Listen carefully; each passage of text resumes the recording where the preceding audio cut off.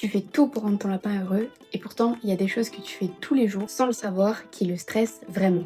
Aujourd'hui, je te liste les 6 choses que les lapins détestent le plus et comment les éviter. Bonjour et bienvenue sur la chaîne de Maximinus et compagnie. Moi c'est Marie, je suis éleveuse de lapins depuis plus de 15 ans. Et aujourd'hui, on va voir ensemble plusieurs choses que le lapin déteste.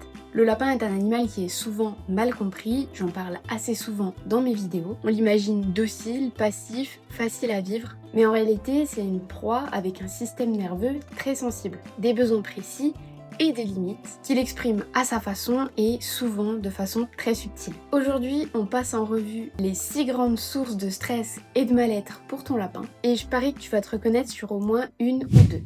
La première chose que ton lapin déteste, c'est d'être soulevé et d'être porté. Je reçois énormément de messages de personnes qui me disent comment faire parce que mon lapin n'aime pas quand je le prends dans mes bras. Bah oui, c'est normal et je répète toujours la même chose.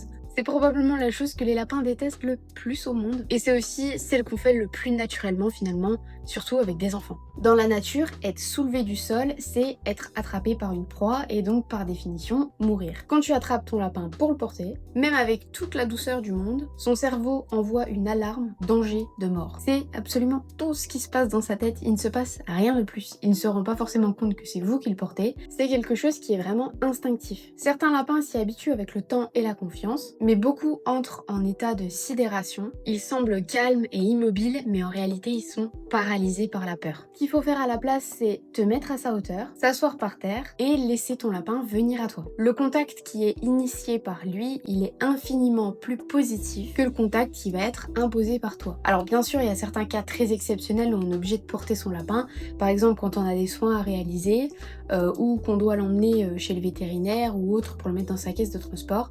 Dans ce cas-là, il faut le prendre de manière correcte, c'est-à-dire ne pas le mettre vraiment dans le vide et bien le soutenir toujours en dessous et le mettre contre vous pour qu'il voit le moins possible le vide. La deuxième chose que les lapins détestent, ce sont les bruits forts et soudains. Les lapins ont une ouïe extrêmement développée. On l'a vu dans la vidéo sur la vie secrète des lapins que je vais vous mettre en description et que je vous épinglerai juste au-dessus de moi. Ils entendent des fréquences que nous ne sommes pas capables de percevoir et ils réagissent au son fort de façon viscérale. Là aussi, c'est instinctif.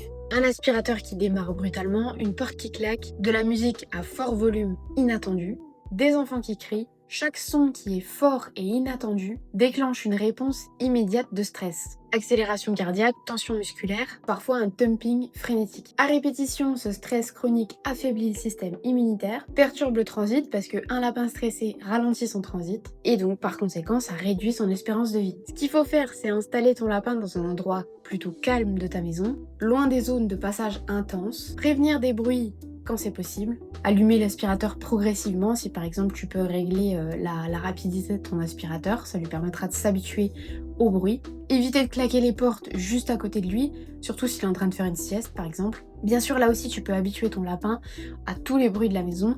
D'ailleurs, si ton lapin vient d'un bon élevage, il sera en principe habitué à tous les bruits qui peuvent se trouver dans une maison, la télé, l'aspirateur, etc. Bon, c'est pas une raison pour le terroriser non plus, mais tu peux l'habituer à ces bruits-là.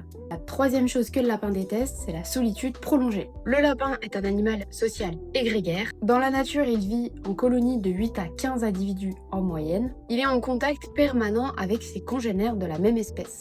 Un lapin seul toute la journée, sans stimulation, sans contact, surtout avec un autre congénère, c'est un lapin qui souffre psychologiquement. Les signes d'un lapin qui s'ennuie ou qui se sent seul sont parfois pas très visibles, mais tu vas pouvoir retrouver le fait qu'il dorme excessivement, qu'il cesse d'explorer, il devient apathique ou au contraire très agité et destructeur. Dans les cas les plus extrêmes, on observe des comportements stéréotypés, tourner en rond, ronger compulsivement quelque chose. Ce qu'il faut faire, c'est très simple, c'est d'envisager sérieusement d'adopter un deuxième lapin si tu n'en as qu'un actuellement. Un compagnon de la même espèce, ça reste irremplaçable. Enrichisse son environnement avec des jouets à mâcher, des tunnels, la rotation des accessoires si ce n'est pas fait. La quatrième chose que le lapin déteste plus que tout, c'est les mauvaises odeurs des produits chimiques. Le système olfactif du lapin est d'une sensibilité extrême, comme son ouïe, parce que ce sont ses deux seuls moyens de survie dans la nature.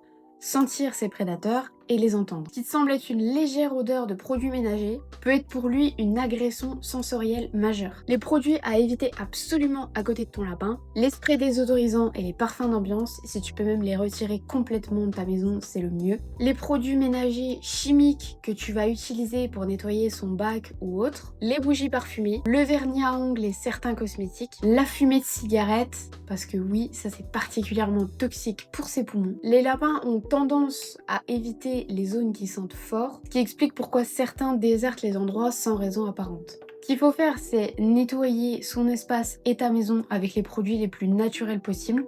Ce sera aussi bon pour ta santé à toi, donc c'est top. Avec du vinaigre blanc dilué, du savon noir. Évite les sprays en sa présence parce que ça a tendance à se déposer partout, à rester un petit peu en flottement dans l'air et donc il risque de plus facilement les sentir. Aérer régulièrement sans créer de courant d'air direct sur lui. La 5e chose que le lapin déteste, c'est l'alimentation inadaptée. Ton lapin ne va pas te dire quand ce qu'il mange n'est pas bon pour lui, c'est à toi de faire attention à ça. C'est un point sur lequel je veux mettre vraiment l'accent parce qu'il y a encore beaucoup d'idées reçues sur l'alimentation du lapin. Non, les carottes, c'est pas la base de l'alimentation, c'est Bugs Bunny qui t'a menti. Non, les mélanges colorés avec des graines et des biscuits vendus en grande surface, c'est pas adapté. Ils sont riches en sucre, en céréales, en additifs et ils créent des déséquilibres digestifs. Un lapin qui mange mal, c'est un lapin qui souffre en silence parce qu'il va avoir des ballonnements, des ralentissements de transit, des problèmes dentaires qui vont être liés à un sous-usage de ses dents sur des aliments qui sont trop mous ou pas du tout adaptés. La base de l'alimentation, c'est du foin à volonté, toujours et tout le temps, de la verdure variée et équilibrée, et tu peux donner des granulés de qualité si c'est nécessaire. J'insiste sur le mot qualité, c'est vraiment très important. J'ai fait une vidéo complète sur les granulés où j'explique comment décrypter les étiquettes,